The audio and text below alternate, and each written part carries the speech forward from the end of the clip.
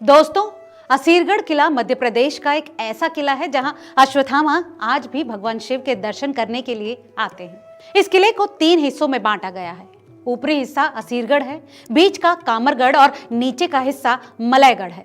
इतिहासकारों के मुताबिक इस किले का निर्माण रामायण काल यानी कि 14वीं शताब्दी में किया गया था। अब आप सोच रहे होंगे कि आखिर इसका नाम असीरगढ़ कैसे पड़ा, तो आपको बता दें कि इसके पीछे भी एक कहानी है जो बेहद दिलचस्प है। हमारे चैनल धर्म saga unfolding the spiritual path के आज के इस वीडियो में हम जानेंगे असीरगढ़ किले की इस कहानी के बारे में। दोस्तों, कहा जाता है कि जहां इस समय असीरगढ़ किला है वहां कभी आशा अहीर नाम का एक व्यक्ति आया था जिसके पास हजारों पशु थे। उस व्यक्ति ने पशुओं की सुरक्षा के लिए ईंट, मिट्टी, चूना पत्थरों से दीवारें बनाई। कहानी के मुताबिक ऐसा कहा जाता है कि इसी को देखते हुए किले का नाम असीरगढ़ किला पड़ गया। जानकार बताते हैं कि कई समय तक यहाँ पर चौहान वंश के राजाओं ने राज किया था। दोस्तों, महाभारत और इस किले का एक अनोखा संबंध है जिसे जोड़ते हैं गुरु द्रोणाचार्य के बेटे अश्वत्थामा। गुरु द्रोणाचार्य जिन्होंने कौरवों और पांडवों को शस्त्र विद्या का पाठ पढ़ाया था। पिता द्रोणाचार्य की मौत के बाद श्री कृष्ण द्वारा अश्वत्थामा को युगों युगों तक भटकने का श्राप दिया गया। लोगों का मानना है कि वो 5000 तक किले में ही भटकते रहे।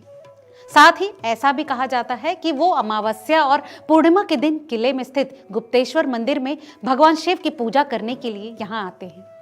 खैर, ये सब तो लोगों की मान्यताएं हैं, जबकि इस बात की पुष्टि अभी तक नहीं हुई। दोस्तों, इस किले की बात करें तो किले को 3 भागों में बांटा गया है। ऊपरी हिस्सा असीरगढ़ कहलाता है तो बीच का हिस्सा कामरगढ़ और वहीं किले का नीचे का हिस्सा मलयगढ़ कहलाता है। किला 60 एकड़ में फैला हुआ है और किले में 5 तालाब हैं। इन तालाबों के बारे में कहा जाता है कि ये कभी भी और किसी भी मौसम में नहीं सूखते।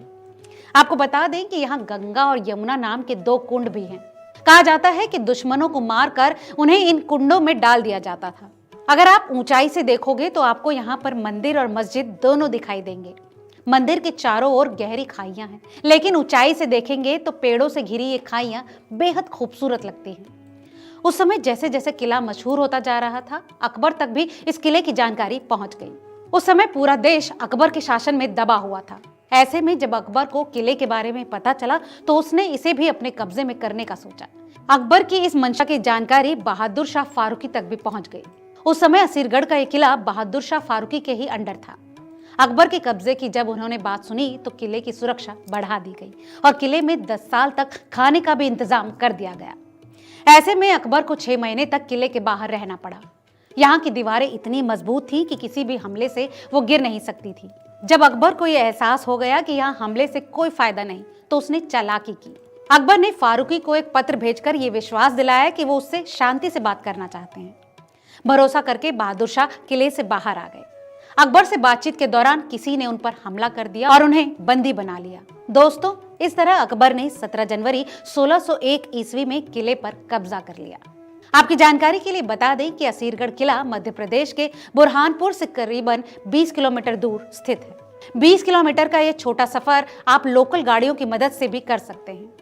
बुरहानपुर का सबसे पास का हवाई अड्डा इंदौर इंटरनेशनल एयरपोर्ट है। रेल मार्ग के लिए आप बुरहानपुर रेलवे स्टेशन की भी मदद ले सकते हैं।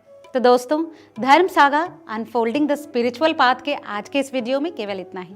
आपको ये वीडियो कैसा लगा हमें कमेंट करके ज़रूर बताएं और अगर अभी तक आपने इस चैनल को सब्सक्राइब नहीं किया है तो चैनल को सब्सक्राइब करना न भूलें।